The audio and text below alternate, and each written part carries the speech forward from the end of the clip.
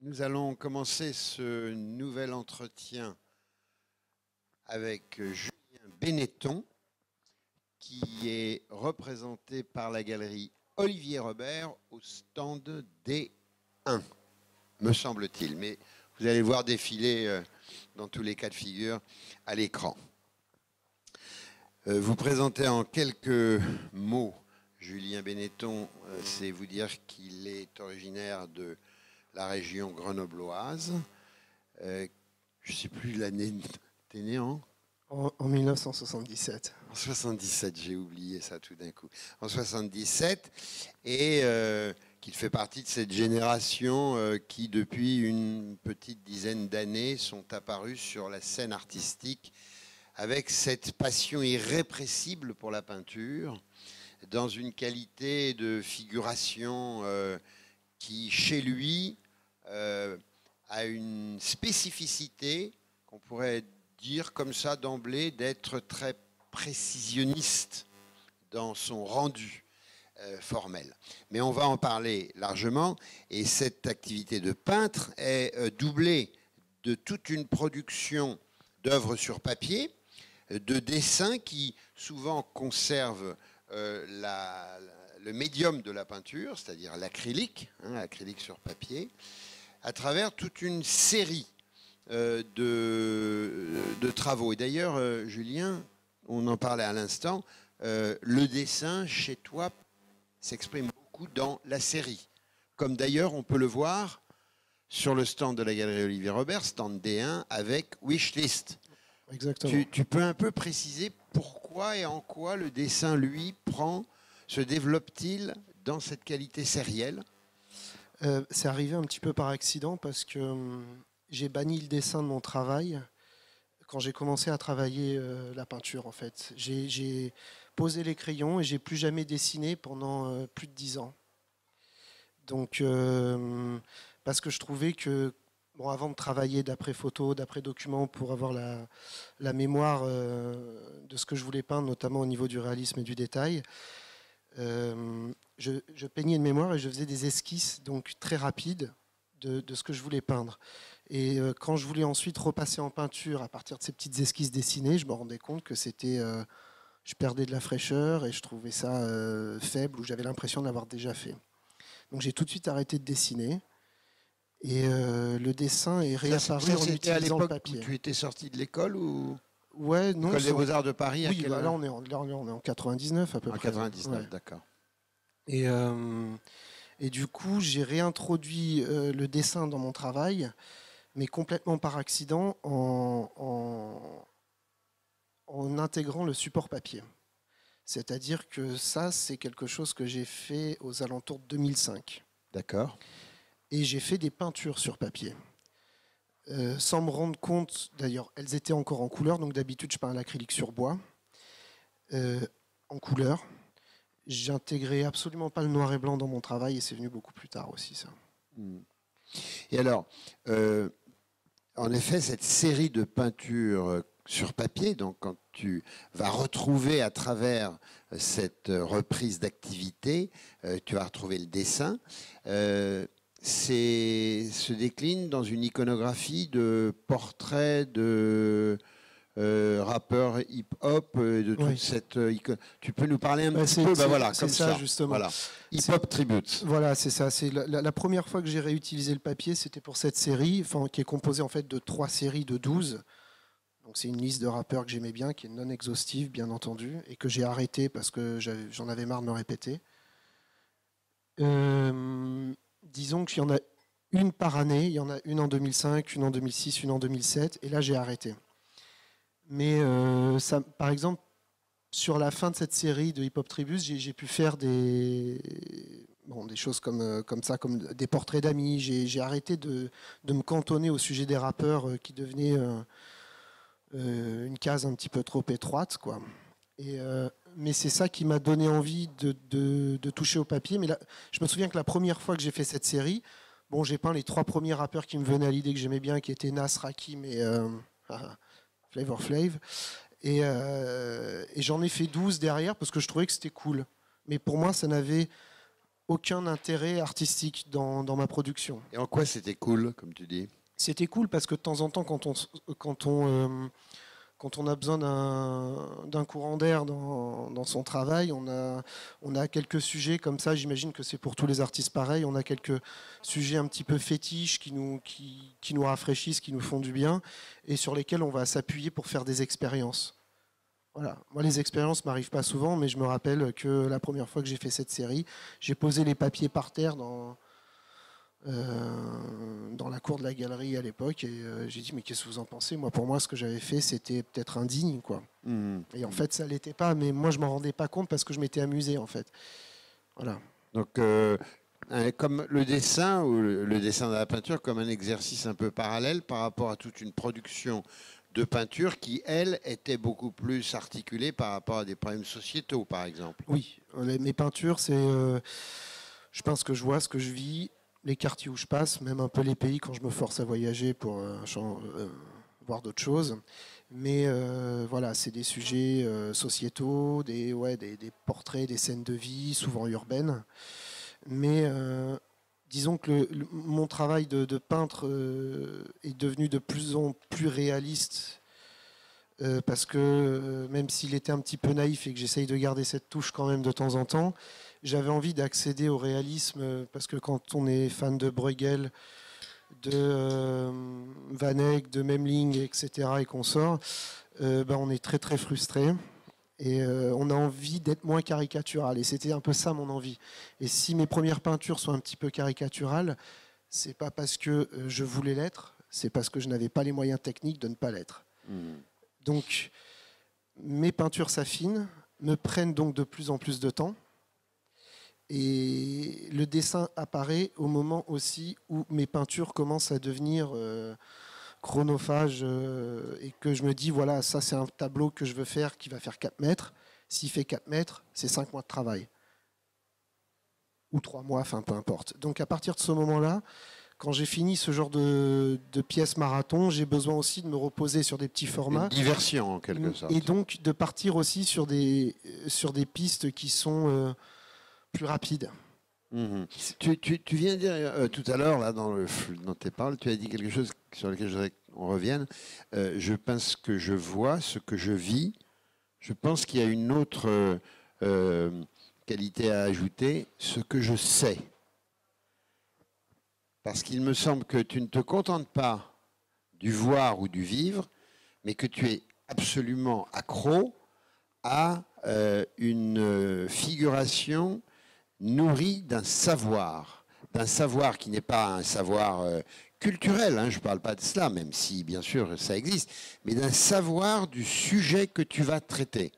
Je fais allusion par exemple, ne serait-ce que dans la wish list. Bon là, il y a une série de dessins qui sont sur le stand de la galerie Olivier Robert, qui sont intéressants parce que cela cible un certain nombre d'objets précis. Je voudrais que tu nous donnes un peu des clés là, de compréhension, par exemple, dans la conception de cette série, faite spécialement pour le salon. Hein, j'ai suivi ça avec bonheur à l'atelier. Je voudrais que tu nous dises un petit peu, que tu nous relates l'aventure, je dirais, d'apparition, d'émergence de cette série. Cette série, elle est apparue typiquement, c'est-à-dire c'est un grand coup de pied dans le cul que je me fous à moi-même pour changer mes habitudes. Donc voilà, je me dis d'habitude je peins beaucoup l'humain, ça suffit. Je vais m'axer sur des objets. Je veux, au départ, c'est pas comme ça que je travaillais les séries, mais c'est comme ça que j'ai appris à les développer au travers du dessin. J'emploie un grand mot, même si voilà, conceptuellement. Donc au départ, tout venait par accident.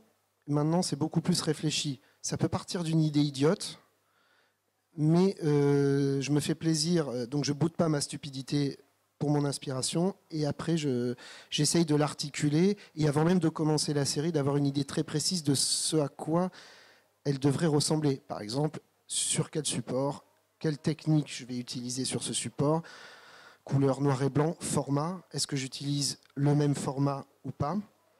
Et donc sur cette série de wishlist, je me suis dit, ok, n'aborde pas l'humain, aborde l'objet. Quel type d'objet ? Pourquoi ? Donc au début, je me suis juste dit, il faudrait que je présente, que je peigne des objets que je trouve entre guillemets cool ou qui me sont chers, que je trouve intéressants plastiquement, esthétiquement ou générationnellement. Et suite à une discussion avec un ami qui tient la pizza juste à côté de mon atelier, on parlait des annonces Le Bon Coin. Et je me suis rendu compte que c'était typiquement ce genre de manière que j'avais envie d'aborder un objet. C'est-à-dire que spontanément, si je trouvais cet objet sympa, j'allais le chercher et tomber sur une annonce comme ça. J'ai une aversion pour acheter sur Internet, donc forcément, je n'achète pas en ligne, mais j'allais passer par ce type d'annonce et de site. Et tous les objets qui sont là, c'est des objets que j'aimerais avoir, mais que je ne possède pas et que je ne cherche même pas à posséder un jour forcément. Donc c'est aussi une liste de souhaits et non pas une liste de cadeaux que j'aimerais me faire, entre guillemets, parce qu'une Rolex, ce ne serait pas si pratique, j'aurais peur de l'abîmer.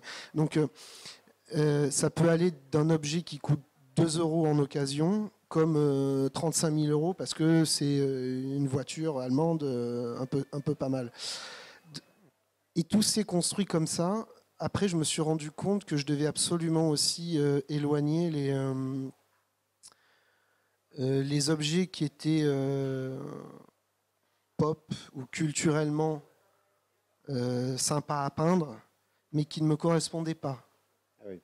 C'est-à-dire que j'ai vraiment envie d'un tigre empaillé. Si je peins ce tigre empaillé, c'est parce que j'ai envie de ce tigre-là. Je ne vais pas m'amuser à peindre une tête de rhinocéros parce que je ne la veux pas, même si ça serait très beau. Voilà. Enfin, et j'ai vraiment resserré la liste en fonction de ces choix personnels. Même si je déteste l'idée de l'autoportrait, c'est un tout petit peu, entre guillemets, un autoportrait au travers des objets. Voilà. Au travers d'un monde imaginaire d'objets. Voilà, c'est ça. Et ce qui recoupe mon travail habituel. Quand je travaille en collaboration avec, quand je fais des peintures en collaboration avec quelqu'un, je vais vers cette personne et je lui dis fais bien attention, je peins tous les détails. Donc si tu as un CD dans ton sac à dos, je vais peindre ton sac à dos et le CD. De quoi on parle ? C'est-à-dire que il va me dire ah mais attends, moi je suis fan de jazz, j'aime Billie Holiday, donc peins-moi un CD de Billie Holiday. Les fringues que je vais porter ce jour-là, c'est celles-là dans lesquelles je me sens le plus à l'aise. Ah oui, l'arrière-plan, l'atmosphère, la lumière du jour, ça pourrait être ci, ça. Et chaque élément architectural, objets, détails, vêtements, tout ça contribue à donner une indication sur le portrait de la personne que je peins. Donc on revient sur l'idée de savoir dont tu parlais juste voilà, avant. C'est ça. Et alors, dans le processus même de création, il y a tout le travail qui passe par des images photographiques, sinon des images récupérées sur Internet. Comment tout ça fonctionne-t-il ? Par exemple, est-ce que je vais prendre l'exemple d'un autre dessin qui est sur le stand toujours d'Olivier Robert, de la galerie. C'est cet intérieur d'un garage apparemment français, puisqu'il y a des plaques d'immatriculation et des voitures. À minima, il y en a une qui me revient en tête, de la 2 chevaux qui est derrière. Est-ce que c'est un univers que tu as vu, que tu as éventuellement vécu, puisque tu peux peut-être le fréquenter régulièrement, et est-ce que tu l'as nourri justement d'autres éléments qui n'étaient pas là, que tu as ramenés, et tout ça, comment tu as procédé pour finalement faire cette image ? Est-ce que tu as fait un montage Photoshop ? Comment le travail se constitue-t-il petit à petit pour arriver à l'image que l'on regarde ? Alors, moi je suis parti simplement de l'idée de la voiture que j'aimerais bien avoir. Et donc c'est une Audi A3 Sportback très classique. Mais donc je me dis dans quel endroit est-ce que j'aimerais la peindre. Et tout de suite je me dis spontanément, moi j'irais si j'avais les moyens chez un concessionnaire pour m'acheter ma Audi. Mais le lieu d'une concession, on parle juste d'esthétique. C'est vachement ennuyeux, c'est vide, c'est froid. Oui. Et c'est pas du tout ce que j'avais envie de montrer. Et je me suis dit potentiellement aussi, je pourrais l'acheter d'occasion. Et un jour, en revenant de chez le médecin, pas loin de chez moi, il y a une espèce de voie ferrée dans le sud de Paris avec des arcades dessous, qui a été très bien réhabilitée dans le quartier Bastille avec des commerces. Mais là, on est près de la porte de Versailles, rue de Vaugirard. Et sous cette voie ferrée, il y a un garage avec une façade un peu ancienne, mais pas. Enfin, on n'est pas dans les années 50, hein, c'est vraiment actuel. Et ça sent un petit peu la crasse, un petit peu la patine. Et d'un seul coup, j'ai mon radar qui se fixe dessus. Je rentre dedans et je me rends compte qu'en fait, le garage est aussi dans les alcôves en première partie et se prolonge tout au fond en place de parking parce que le mec, il a son garage qui va très très loin. Et donc là, il y a de la graisse de partout, des bidons. Je trouve ça formidable. J'ai envie de peindre ça. Donc je rencontre le garagiste. Je lui demande si je peux prendre des photos, si je peux le peindre.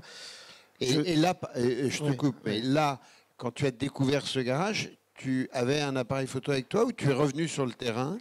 Les merveilles du téléphone numérique. D'accord, voilà, c'est ce que je voulais t'entendre dire. J'ai commencé avec un Polaroid. Je suis très mauvais photographe, mais l'avènement de la photo numérique a été une révolution pour moi en termes de documentation. Et le fait maintenant d'avoir toujours un appareil sur soi avec un portable, bah, du coup, je passe plus à côté des choses auxquelles je passais avant. Et donc, du coup, je montre. Donc, j'explique tout le processus, mais c'est quelque chose qui est récurrent dans mon travail. C'est très important. Cet exemple-là illustre quasiment tout le reste. Je lui montre pour le convaincre, parce que j'aime pas déranger les gens, j'aime pas leur prendre du temps. Je lui montre sur mon iPhone les autres peintures que je fais pour lui dire que je suis pas un menteur, que je vais pas lui prendre du temps pour rien, etc. Il accepte. Et je vois dans son bureau qu'il y a un magnifique Doberman. Et je lui dis, ah, bah, ce serait cool, c'est son chien, il a l'air d'y tenir comme à la prunelle de ses yeux. Et je lui dis, bah, ce serait cool que vous posiez avec votre chien devant le garage. Il n'accepte pas parce qu'il ne faut pas que le chien sorte de son bureau parce que sa chienne est en chaleur et qu'elle est extrêmement agressive. Donc je respecte. Tout est capital. Donc je prends des photos du lieu, je prends des photos du gars, je prends des photos des véhicules sur lesquels il est en train de travailler, comme la 2 chevaux qui a le capot ouvert, etc. Je prends des photos des panneaux, des pancartes, des bidons d'huile, des détails. Je prends des photos du chien à travers la vitre. Et je m'en vais en lui promettant que le jour où j'aurai peint le tableau, je viendrai lui donner une reproduction. J'arrive dans l'atelier, je décompile toutes ces photos, je les remixe à travers Photoshop, je reprends une pancarte qui était super belle et qui indiquait le fait que le garage était aussi un parking, mais qui était placé à l'entrée qu'on ne pouvait pas voir. Je l'intègre sur le mur arrière, je déplace un bidon d'huile. Tu triches, quoi, en quelque sorte. Mais je suis un tricheur, je suis un artiste, hein, de toute façon, c'est bien connu. Et en fait, ça donne plus de sens à mon travail de tricher, et ça donne des clés de compréhension.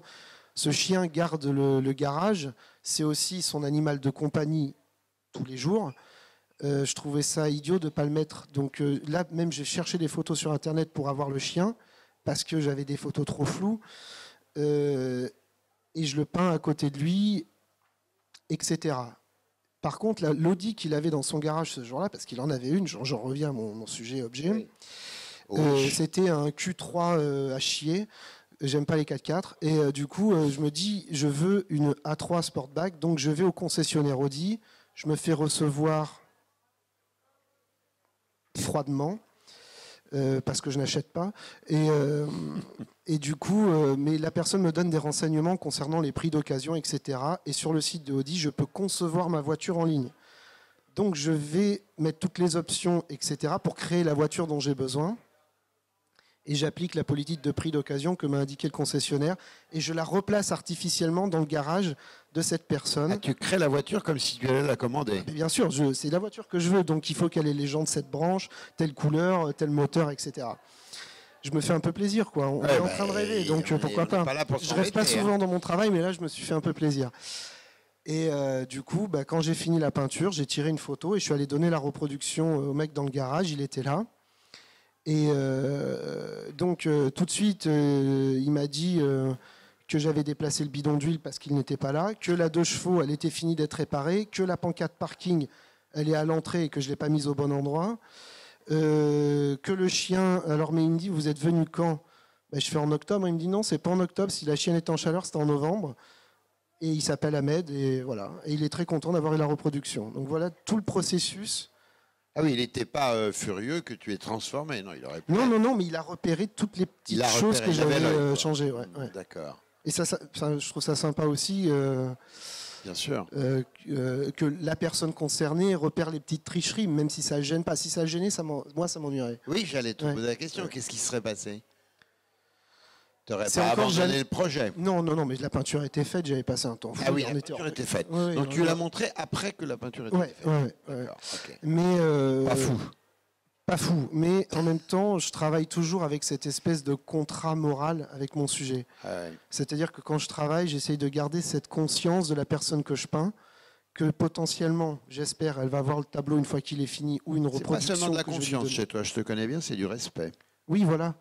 Et je voudrais pas trahir cette personne-là.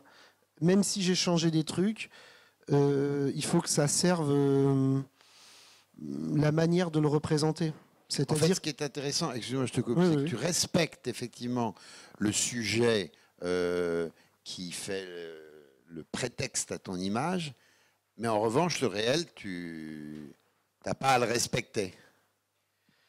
c'est un réalisme très particulier. Hein. C'est un Par réalisme affecté.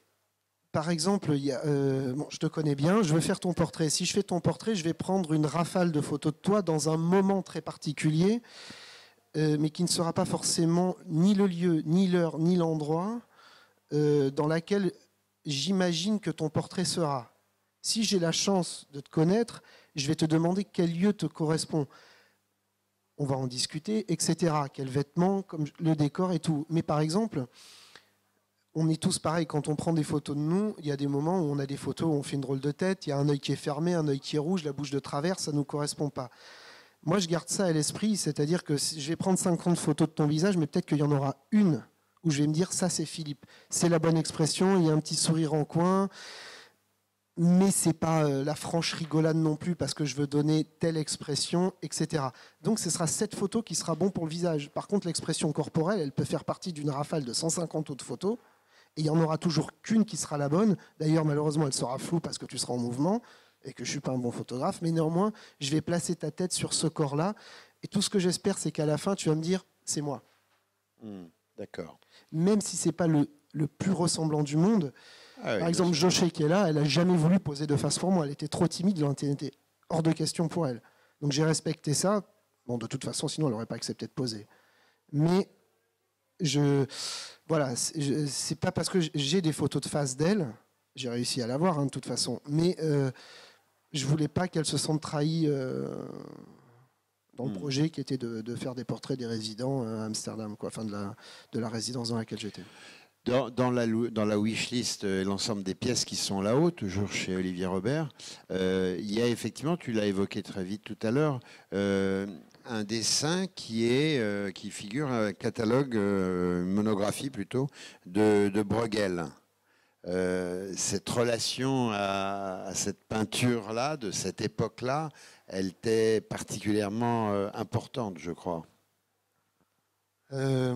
Oui. Parce qu'on est dans un réalisme aussi fabriqué, excuse-moi je te coupe, et surtout je te demande un peu de nous en parler, parce que j'ai toujours la crainte un peu que le regard de gens qui soit iraient un peu trop vite, et on peut le comprendre, regardant ton travail, penserait hyper-réalisme, alors qu'il n'a rien à voir avec l'hyper-réalisme de mon point de vue, et du tien je crois savoir.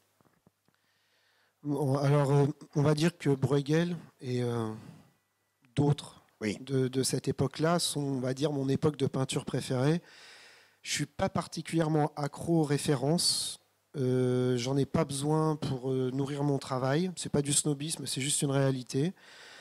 C'est juste ces peintres-là qui m'ont donné envie de peindre. Bon, ils m'ont coupé les bras aussi parce qu'ils sont tellement forts qu'aborder la peinture par Bruegel, ça m'a été plus facile de le faire par Basquiat, disons-le. Mais je ne dis pas que Basquiat est mauvais, je dis simplement que ça m'a permis d'aborder la peinture avec un poids moins lourd sur mes épaules en termes de technique. Après, je me suis complètement détaché de ces artistes-là parce que j'ai jamais trop analysé leur méthode. Là, j'ai pas un bouquin dans une bibliothèque parce que c'est une monographie que j'aimerais avoir qui coûte un peu cher. Et puis à la rigueur, les bouquins, je m'en fous parce que je lis pas, je regarde les images et que j'aime les voir dans un musée quand il n'y a pas trop de monde, si possible, mais je suis pas attaché vraiment à l'objet livre. Les lettres me font horreur. Donc en plus, j'aimerais avoir le livre, mais je mens déjà, quoi. Mais on va dire que l'idée simplement de reproduire un Bruegel, même en noir et blanc, en prétextant le monde réel, donc en me servant d'un livre, déjà c'était une mise en abîme qui m'intéressait. Donc, ok, il y a 10 ans de ça, je me serais dit, te frotte pas Bruegel, tu vas te faire allumer. Bon, maintenant je sais que de toute façon, il n'y a pas de bagarre possible, mais je m'en sens un petit peu plus capable en termes de technique. Et là où tu abordes le réalisme ou le photoréalisme, moi je suis pas... ce que j'aurais de commun avec Bruegel, à la rigueur, bon, lui il allait peindre des paysans, pourquoi pas, ou des scènes de vie quotidienne de son époque. Moi j'ai pas inventé la poudre, on le faisait à Lascaux avant, des scènes de vie quotidienne. Et Bruegel, je suppose que je sens cette espèce de respect de son sujet, je sens qu'il triche un petit peu aussi, mais que c'est des belles images du Moyen-Âge. Alors moi, j'essaie juste de faire des belles images de 2000, quoi, des années 2000. Mais reproduire une photo, de toute façon, je ne le fais pas. Je ne me sers jamais que d'une photo. Et si je voulais faire du photoréalisme, j'aurais été photographe, à vrai dire. Même si c'est vrai que des fois, en voulant aller de plus en plus vers le réalisme, je me rends compte que mon travail tend vers la photo. Enfin, c'est de la peinture, mais je vais vers cette espèce de photoréalisme. Et c'est vrai que ça pourrait me gêner quand les gens, quand ils passent un peu vite, imaginent ça.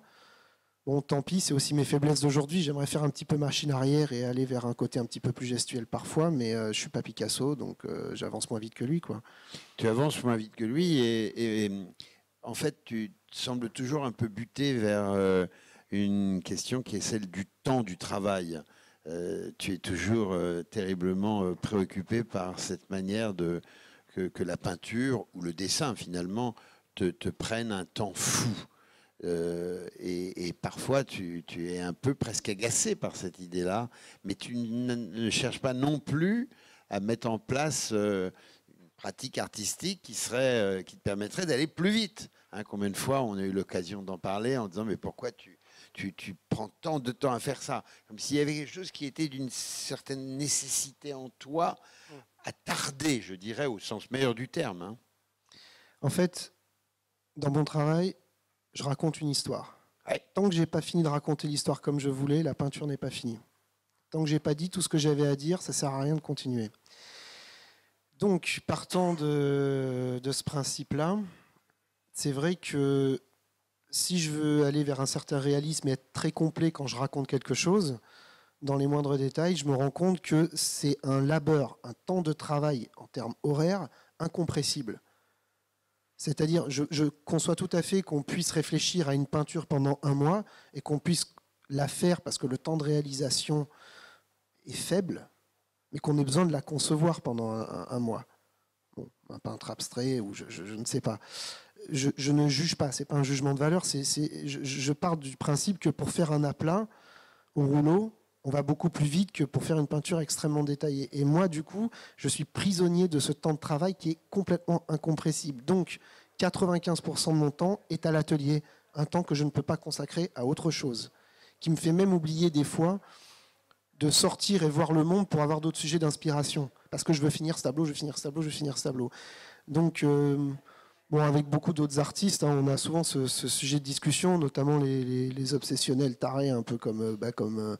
on peut avoir cette discussion avec Clément Bagot régulièrement, même si on a un travail très différent, justement, où j'imagine que pour un Jérôme Zonder ou un Mas Monteil, c'est pareil. Enfin bon, c'est des discussions qu'on peut avoir parce qu'on ne peut pas faire autrement. Ou alors après, on conçoit son travail en fonction du temps qu'on a envie d'y passer pour être aussi plus compétitif. Je ne sais pas. Et puis il y a aussi dans les process du travail, tu en parlais tout à l'heure, mais je voudrais que tu le racontes parce que tu me l'as raconté et j'avoue que j'étais assez fasciné par la façon dont tu avais mené cette affaire. C'est tous les obstacles que tu peux rencontrer quand tu te mets en tête, comme si vraiment tu étais entêté au sens presque négatif du terme, d'un projet comme celui d'aller faire le portrait de certaines figures à Florange. Et ça a été quand même une certaine galère pour arriver au bout de tes peines. parce que c'est une situation politico-sociale très très médiatique, donc tu m'as raconté que oui, faut convaincre les gens d'accepter, de leur prendre un peu de temps pour une opération artistique, alors qu'ils sont dans des combats sociaux beaucoup plus à fleur de peau, si je puis dire. Tu peux un petit peu qu'est-ce qui d'abord, pourquoi et d'où, enfin oui, d'où est venue cette sorte de impération tout d'un coup, il faut que je fasse un tableau sur Florange. J'aime bien rendre hommage à certains métiers et être cohérent avec le contexte social qui m'entoure. Ça s'appelle un artiste témoin de son temps. Voilà, on va dire que je suis un témoin. Je ne suis pas un journaliste, j'ai beaucoup de respect pour cette profession, mais je ne suis pas Zorro non plus. J'aimerais peindre la Syrie, mais j'avoue que je n'ai pas l'estomac pour y aller en ce moment, quoi. On va dire que Florange, je connais on a été gavé par l'actualité, presque trop. J'en faisais partie aussi. Je comprends qu'ils se battent pour toutes les raisons pour lesquelles ils se battent. Je ne suis pas un artiste politique. J'ai un avis, mais je ne veux pas l'imposer aux gens, donc je ne fais pas de militantisme à travers mon travail, loin de là. Si la critique ou un avis peut se deviner avec subtilité, tant que peut se faire, j'y essaierai, mais sinon, je ne voudrais pas imposer ça. Donc, du coup, j'avais pas envie de peindre les mecs de Florange, parce que je voyais ça tout le temps. Et un jour, à la radio, j'entends un reportage qui est extrêmement bien fait, et où justement, pour une fois, le journaliste prenait le temps d'interviewer une personne en particulier qui décrivait l'outil de travail qu'ils étaient en train de perdre, et on n'était pas dans la lutte sociale en termes de celui qui gueule le plus fort a raison. On était vraiment des ouvriers qui expliquaient la région dans laquelle ils habitaient, qu'est-ce qu'ils perdaient, quelle fierté ils avaient dans leur savoir-faire, l'outil de travail, enfin plein de choses comme ça. Et là, je me suis rendu compte qu'il y avait quelque chose d'autre à raconter derrière ça. Et j'avais envie de témoigner justement de ce qu'était leur réalité. Donc j'ai retenu à la fin du reportage le nom du mec qui parlait. Il se trouve être le secrétaire général de la CGT ArcelorMittal à Florange. J'ai appelé la CGT et j'ai dit voilà, je voudrais parler à monsieur Lionel Buriello. Et là où, quand je veux rencontrer des rappeurs ou certaines personnes, il faut des fois 1 an avant qu'on se rencontre, on m'a dit ok, il vous rappelle. Ok, je connais la chanson. Et le mec m'a rappelé le lendemain et il m'a dit ok, je lui explique, bon là, je suis un artiste et tout, je fais ça, c'est mon projet, j'aimerais vous peindre devant les hauts fourneaux avant qu'ils disparaissent, etc. Le mec me dit mais ça va pas être possible parce que on n'a pas le droit de vous faire rentrer, on a fait déjà rentrer trop de journalistes. On n'a pas le droit de vous faire rentrer devant l'usine, sinon on peut être accusé d'espionnage industriel et il leur manque plus que ce motif pour nous licencier. Donc, arriver avec votre petit chevalet dans l'usine, je le coupe tout de suite, je fais non, je fais un reportage photo, je ne vais pas peindre pendant 3 mois dans l'usine avec mon chevalet. Ah d'accord, ok, bah rendez-vous mardi à 9h à Florange. Donc c'est allé très très vite, j'ai dû emprunter la voiture à des amis sympas et je suis parti à 5h du matin de Paris pour être à 9h à Florange. On a discuté. On est rentré par la porte de gauche sur le site d'ArcelorMittal. J'ai pris une rafale de photos en plan large. Et pour avoir toute l'usine à l'arrière-plan, j'ai pris plusieurs plans larges que j'ai recomposés sur Photoshop. J'ai assisté... en fait, déjà, pour toute l'histoire, j'ai fait l'erreur de vouloir regarder les photos que j'avais prises le matin en déjeunant à midi à Thionville. Mauvaise manip, j'ai effacé les photos que j'avais prises le matin. Donc j'arrive penaud l'après-midi et je dis à Lionel, voilà, j'ai effacé quasiment tout ce qu'on a fait. Donc il me dit, j'étais hors de moi, hein, j'avais une honte mais totale quoi. Et le mec me dit, allez c'est pas grave, il parle à un autre gars, il lui fait Olivier, tu peux le faire rentrer. L'après-midi, après avoir refait la rafale de photos, on est aussi monté sur une colline qui domine toute la ville et on a une très bonne vue de à quel point la ville est construite comme une araignée et l'usine, et la ville est construite entre les pattes de l'araignée. Elle ne fait pas 500 mètres, elle fait 5 km. C'est la région, quoi. Mais en arrivant devant, avant Florange, il y a d'autres villes comme Gandrange, Udrange, etc., qui sont juste désolées avec des hauts fourneaux arrêtés. Et sur la mairie, il y avait une banderole où il y avait écrit, j'étais là en bagnole, j'arrivais, je fais, oh, sur la mairie, il y a une banderole où il y a écrit l'acier lorrain vivra, quoi. Enfin, et le village est mort. Voilà. Donc ça prend aux tripes en arrivant. Je monte sur la colline où il y a une statue de la Vierge qui domine tout Florange. Et devant la Vierge, il y a des lettres énormes où il y a écrit SOS. Je me dis, il faut que je peigne ça, même si c'est à l'arrière-plan, que je le décale et tout.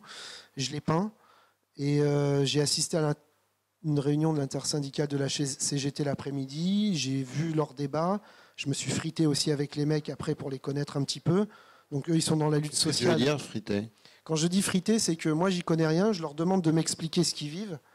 Mais au bout d'un moment, donc je parle, là, je suis en face de quelqu'un dont toute la famille est à la CGT depuis 60 générations, j'en sais rien. Le combat social est dans les gènes. C'est l'ancien secrétaire général et il commence à me dire des trucs. Et au bout d'un moment, je dis ouais, mais bon, la sécurité sociale, le chômage, j'en ai pas. Je suis artiste. Enfin, tu me parles de trucs, mais c'est génial déjà d'avoir tout ça, tous ces acquis sociaux que j'ai pas. Donc, enfin voilà, moi je suis mon propre patron et donc d'un seul coup, ça part en vrille direct. Mais on s'entend bien. Et tout ça fait qu'au fur et à mesure, je commence à faire ma petite collection de personnages que je vais peindre devant l'usine, sachant que je n'ai pas pu les prendre en photo devant l'usine, vu qu'on ne pouvait pas tous se donner rendez-vous à cet endroit-là.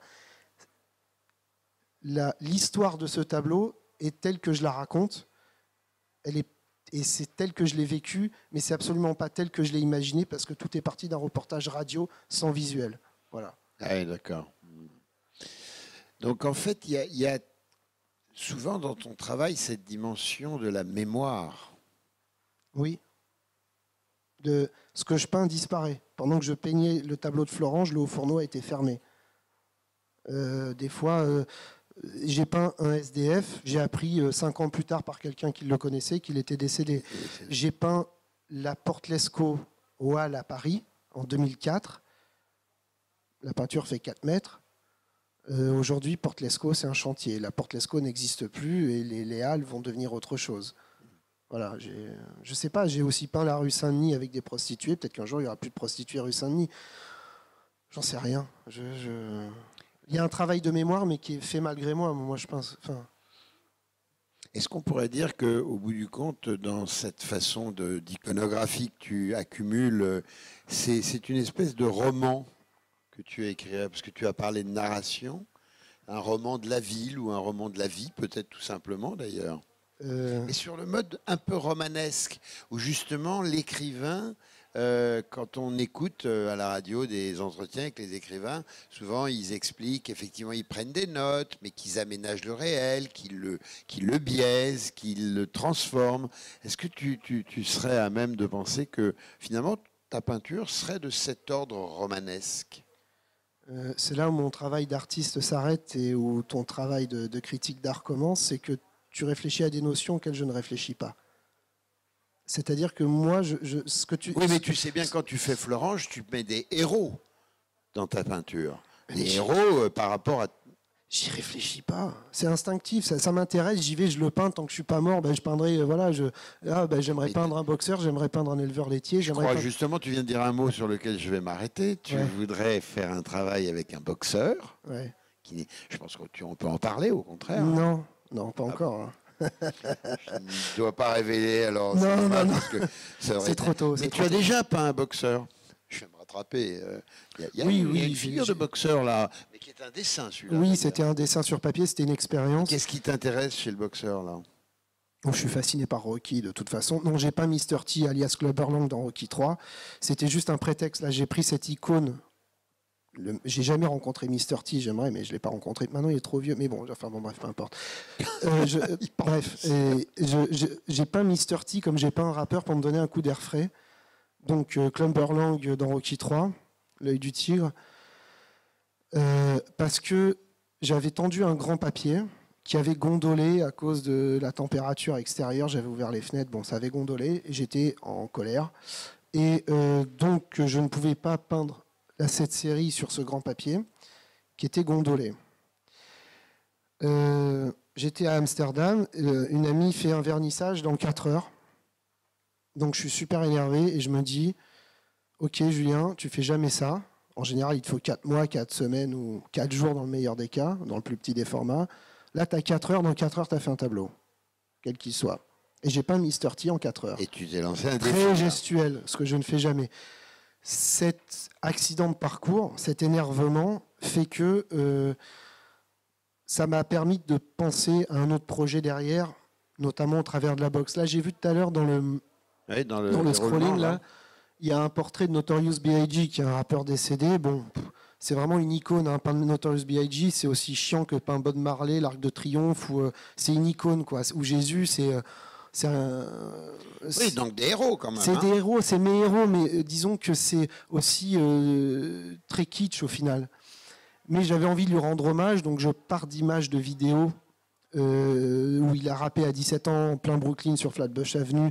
Il faisait des freestyles. Il y en a un qui a été enregistré devant une épicerie où il met une mine, mais pas possible, en improvisation à un autre gars qui croit être meilleur rappeur que lui, donc il le défonce. Et en fait, je pars de ces images-là, de cette vidéo, pour créer ce portrait. Mais ce portrait sur papier part aussi d'un accident de parcours. Le dessin ou le support papier, maintenant est plus contrôlé, mais souvent part d'un... moi qui suis très contrôlé, très dans le labeur, beaucoup dans le détail, dans la discipline horaire, etc. Là, on est vraiment dans un accident, mais je ne sais pas comment dire ça. Il y a des fois des projets qui partent de rage. Et B.I.G. notamment, bon, je ne sais pas quand il va arriver, j'avais tendu un papier qui était trop fin. Donc, j'étais pas content. Et j'étais sur un très grand format qui me prenait énormément de temps, énormément d'énergie, et j'ai décidé de défouler ma rage dessus, ce que je ne fais jamais, je suis quelqu'un de très calme. Et j'ai jeté des pigments dessus, j'ai tout peint en noir, j'ai fait un faux Basquiat, c'était nul à chier, j'ai tout recouvert. Et au fur et à mesure, j'ai eu un gros format noir avec du pigment dessous, des coulures, quelque chose d'immonde, mais une très bonne base pour faire quelque chose d'autre. Et c'est le premier peinture sur papier avec fond noir sur lequel j'ai commencé à revenir en blanc. Donc faire mes blancs en lavis successifs pour obtenir des blancs avec 10 couches ou du gris avec une couche. Et je me suis rendu compte que, contrairement à tous mes papiers qui sont faits sur fond blanc habituellement, je pouvais aussi travailler le papier avec beaucoup plus de noir à l'intérieur. Donc, cette série de dessins qui est là sur le stand de la wishlist n'aurait potentiellement pas existé si je ne m'étais pas rendu compte qu'un papier pouvait être sombre. Et c'est né de celui-là. Voilà, je l'ai retrouvé. B.G. Smalls. Qui a été fait dans une autre technique, mais qui m'a fait me rendre compte que je respectais trop le blanc du papier. Voilà. Et finalement, tu utilises toujours des techniques qui sont soit l'acrylique sur papier, soit le fusain, non ? Rarement le fusain, j'ai essayé dans la série des résidents, je l'ai juste introduit dans le premier, donc je me suis dit qu'il fallait que je respecte d'introduire le fusain. Enfin, non. Je peins toujours à l'acrylique. J'ai pas touché un crayon depuis 15 ans. Bon, je l'ai fait dernièrement pour un projet bizarre. J'en parle pas. Mais projet ? La boxe. Et du Philou. Du coup, le fusain, en fait, c'est la série de portraits des résidents qui est sur papier. J'avais en tête de changer tellement mes habitudes, c'est de faire une série au fusain. Je vois Esteban, qui est un autre résident du Costa Rica, qui était dans les parages. Je fais Esteban, j'ai envie de te dessiner. Tu peux poser pour moi. Il me fait pas de problème. Il pose pour moi. Je commence à faire ça au fusain. C'est une catastrophe. C'est horrible. Donc je le fais en peinture. Mais je me dis que je vais quand même garder le fusain et je suis revenu sur certains détails de chacun des portraits des résidents, parce qu'il y en a eu plusieurs derrière, suite à cet accident, et j'ai gardé un petit peu une trace au fusain par-dessus la peinture sur chacun d'entre eux. Mais en général, je peins toujours à l'acrylique. Et d'autres techniques comme l'aquarelle, tu l'as jamais testé ? Non. Pourquoi tu fais cette gueule quand je te parle d'aquarelle ? Je sais pas. Delacroix fait des choses magnifiques. Je sais pas moi, je sais pas. C'est comme la peinture à l'huile, je sais pas ma technique. Mais tu as des carnets de dessins sur lesquels tu croquis ? Non, je fais pas de croquis, je fais pas d'esquisse préparatoire. Jamais. Non. J'ai fait des. Même quand tu as des projets ? Je fais des croquis quand je veux fabriquer un meuble, mais quand je veux bricoler, donc je fais des étagères. Mais pour mes tableaux, non. Mais alors justement, tiens, tu viens de parler des étagères et il faut savoir que, il faut savoir que Julien est quelqu'un qui est absolument incroyable, notamment dans la façon dont il a un rapport, mais j'allais dire amoureux, avec les matériaux, avec même peut-être quelque chose qui est de l'ordre d'une pénibilité, du travail manuel quand il s'agit de faire une caisse pour une sculpture, quand il s'agit donc de conserver, de stocker, de ranger. C'est vrai, tu as vraiment un rapport amoureux à ça. Enfin, j'ai vu plusieurs fois des situations comme celle de la mise en place de ton dernier atelier où tu as tout fait toi-même, tout calculé pour être fonctionnel et c'est toi qui as tout fait, quoi. Je veux dire que tu n'as pas appelé, tu n'as pas externalisé le travail. Non. Et rappelle-toi la caisse du SDF que tu avais fait à l'Arix Academy d'Amsterdam. C'est quoi ça? C'est une nostalgie finalement de la pratique artisanale? Alors, si j'avais pas été peintre, j'aurais volontiers été menuisier. Je peins sur bois. J'adore le bois.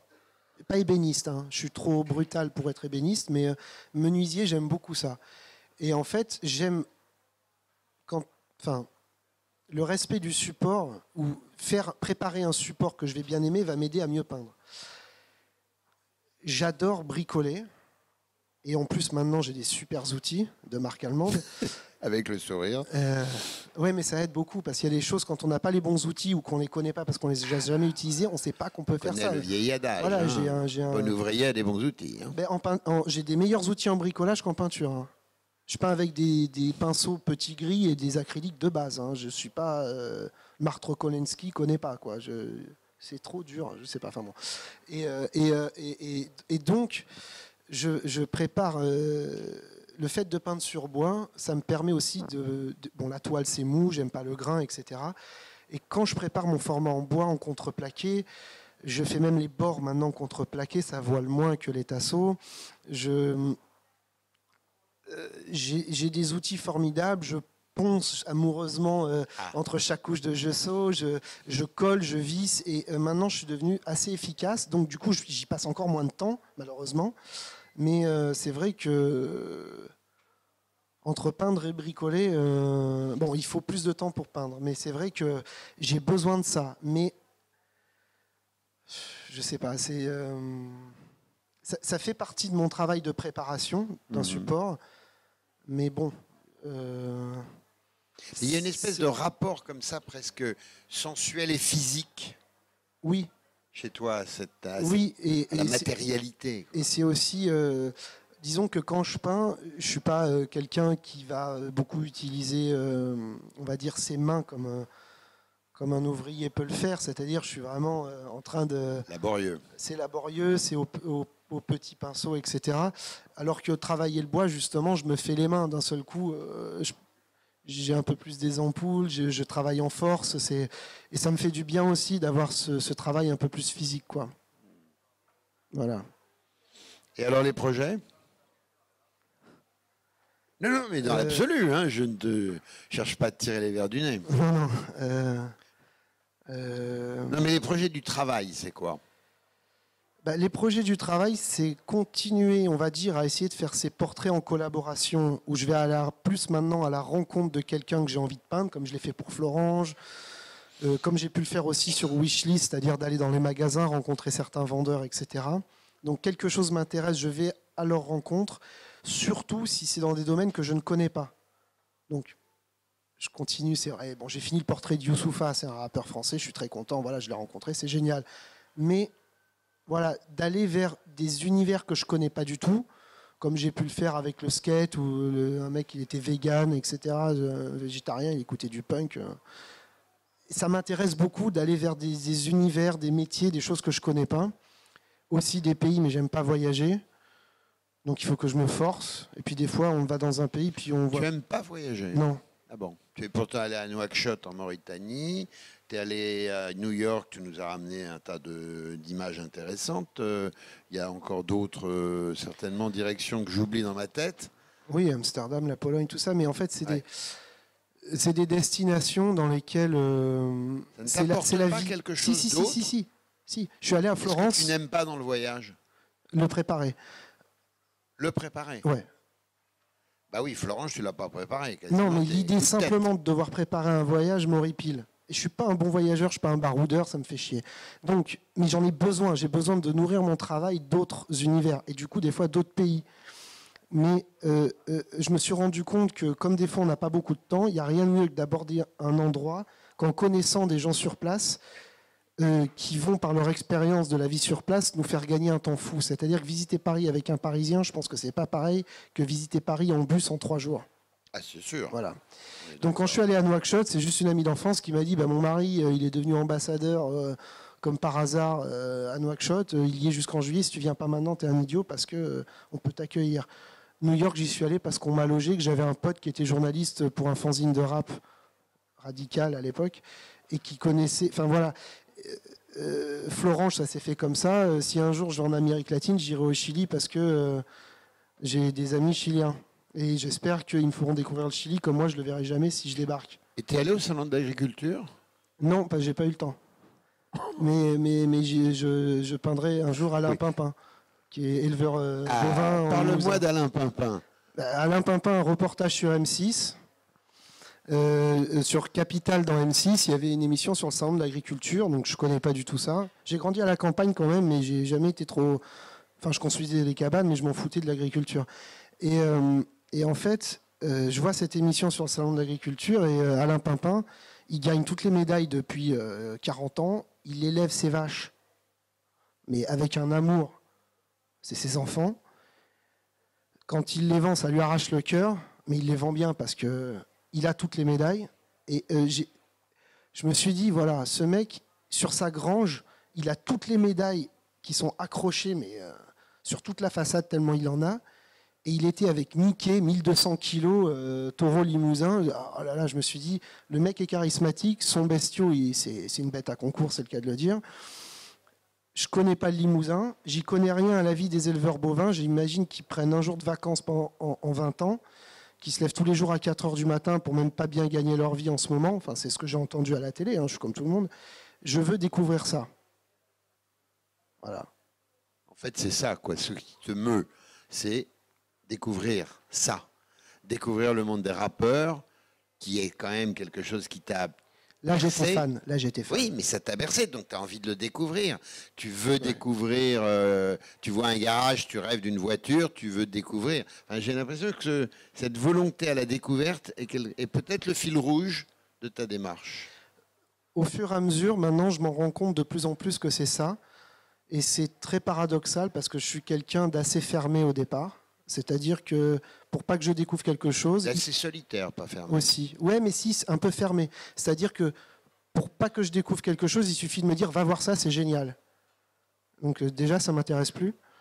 Et c'est pareil en musique. Enfin voilà, je peux passer à côté d'événements, de pans entiers de culture parce que spontanément, j'y suis fermé. Mais si une occasion de vie sous un autre angle me permet d'y accéder, voilà, je pourrais m'y ouvrir alors qu'au départ, non, pas moi. Moi, le punk, jamais. Le skate, je m'en fous, et les tatouages, encore plus, alors que j'ai fait tout un travail là-dessus. Voilà. On ne sait jamais. Peut-être il y a des questions dans la salle, comme on dit. Est-ce que vous avez des questions à l'adresse de Julien Benetton ? Non ? Faut pas me laisser tout seul à en poser. Voilà, très bien. Tenez, je vous donne le micro. Bonjour. Bonjour. Félicitations, bravo. Je me suis rarement sentie aussi proche et aussi différente d'un artiste. Je me sens vraiment comme à la maison dans certains aspects de ton travail. Et puis il y a vraiment des choses où on a mais vraiment absolument rien en commun. Je voulais savoir s'il y avait un artiste avec lequel tu ressentais ça. Peut-être quelqu'un qui n'est pas justement dans du réalisme ou... voilà, qui touche et puis tu n'arrives pas à comprendre vraiment pourquoi, parce que c'est étonnant, voilà. Je trouve que je suis un peu touchée, mais de manière étonnante. Bah, bon, j'ai du mal à me rappeler des noms des artistes. J'ai vu beaucoup de choses, mais je me souviens pas forcément des noms. Spontanément, il y en a un qui me vient à l'idée, c'est Pascal Martin Taillou, mais c'est un ami. Et lui, on est très proches parce qu'on est amis et qu'on a beaucoup de choses de valeurs en commun et enfin, on appelle ça des affinités, et qu'on se respecte beaucoup et qu'on se fait confiance et tout ça. Et par contre, le travail de Pascal, au début, je m'en sentais absolument pas proche. Mais il me fascinait, j'en étais extrêmement jaloux. Parce qu'il avait la chance d'être un artiste multimédia et de s'autoriser plein de choses. Il était dessinateur, peintre, sculpteur, vidéaste, photographe. Il avait plein de cordes à son arc, alors que moi, j'en avais qu'une, c'était la peinture. Et il le faisait avec une grande dextérité. Et on ne va pas dire que ça m'inspire, mais le simple fait de l'avoir vu travailler, d'en avoir un petit peu compris, notamment quand je suis allé en Afrique, comme il est d'origine camerounaise, il y avait plein d'éléments dans son travail parle beaucoup de ça, de redigérer, de réintégrer des éléments d'Afrique dans l'univers occidental. Sauf que moi, l'Afrique, j'y connaissais rien. Donc je voyais, il avait fait une installation notamment qui s'appelait Plastic Bags, où il avait attaché plein de sacs plastiques qui flottaient avec le vent, qui faisaient une grande tapisserie de plastique de toutes les couleurs. Moi, je vois ça à la Biennale de Venise, je fais bravo Pascal, je suis content pour toi, tu es à la Biennale de Venise, c'est une bombe, mais moi, je comprends rien. C'est des plastiques qui volent au vent, c'est poétique, très beau, mais je suis allé à Nouakchott, et là, je me suis rendu compte à quel point ces sacs plastiques jonchaient les rues et faisaient partie du quotidien des gens. Les chèvres en mangent. Et là, je me suis dit, et là, d'un seul coup, je comprenais un petit peu mieux qu'est-ce qu'étaient les éléments de son travail. Et du coup, je m'en suis senti plus proche, non pas dans son travail à cause de l'amitié et du fait qu'on discute de notre travail, mais aussi des fois, c'est toujours mieux de comprendre un travail quand on a la chance d'en parler avec l'artiste, mais aussi par une expérience de vie qui m'a fait me rendre compte que comprendre les éléments qu'il utilisait dans son travail. Mais si on voit nos boulots à côté, on est très différents. Hein. Je ne sais pas si ça répond à ta question. Ouais. Et si je reprenais la question en te demandant de nous indiquer, par exemple, dans une période qu'on qualifie généralement d'art moderne, est-ce qu'il y a un artiste qui particulièrement a retenu ou qui t'a stimulé Autodis. Eh ben voilà une bonne réponse, Autodix. Et en quoi Autodix t'a-t-il interpellé Parce que c'est un style de peinture à une époque que je trouve bon, qui est, on va dire, moins caricatural dans les expressionnistes que Georges Grosz, etc., qui sont vraiment, on va dire, les antisystèmes de l'époque, et qui, picturalement, c'est très bien, mais je me sentais plus proche de cette espèce de réalisme d'Autodis, à la limite, mais il y avait toujours beaucoup d'expressions, notamment, j'aimais beaucoup les couleurs du portrait de Sylvia von Machin, la journaliste assise dans les roses et rouges, qui est magnifique, mais le portrait de ses parents, notamment, un jour, Autodis, il a peint ses parents. Ils sont assis dans un canapé à la maison, le père, la mère en face, le canapé sur un fond vert. Enfin, il y a des couleurs qui cohabitent absolument pas ensemble et qui sont super bien placées. Et en fait, juste dans le visage des parents, dans les rougeurs du visage, dans les plis des mains, on voit très bien que ces parents, ils viennent. Je le devine, ça se trouve, en tant qu'historien, tu vas me couper l'herbe sous le pied direct, mais j'ai l'impression qu'ils viennent d'un milieu social prolétaire, paysan, ils ont des mains toutes tordues par le travail, et il les a représentés sans concession, sans, je ne vais pas dire sans les embellir, mais il y a beaucoup d'amour et de respect dans ce tableau, alors qu'il a peint ses parents, alors pas en les magnifiant comme David aurait pu le faire avec Napoléon, quoi. Oui, parce que là, on serait dans un idéal. Alors voilà. que toi, tu restes dans le banal. Voilà, mais ce tableau m'avait beaucoup parlé d'Autodis. J'ai jamais vu en vrai, d'ailleurs. Je sais même pas où il est. Il doit être à Vienne. Je le vois en repos Allemagne. dans ma tête, si je puis dire, mais je ne sais pas non plus. Je sais pas. Y a-t-il d'autres questions? Une autre question? D'autres questions? Eh bien, alors, dans ce cas-là, on va vous conseiller, une fois de plus, d'aller au-dessus, au D1, voir le travail de Julien, mais vous l'avez, je suppose, déjà fait. J'espère du moins que ce qu'il nous en a dit va compléter votre envie. Voilà, merci beaucoup. Merci à vous. Merci à toi, Julien. Merci.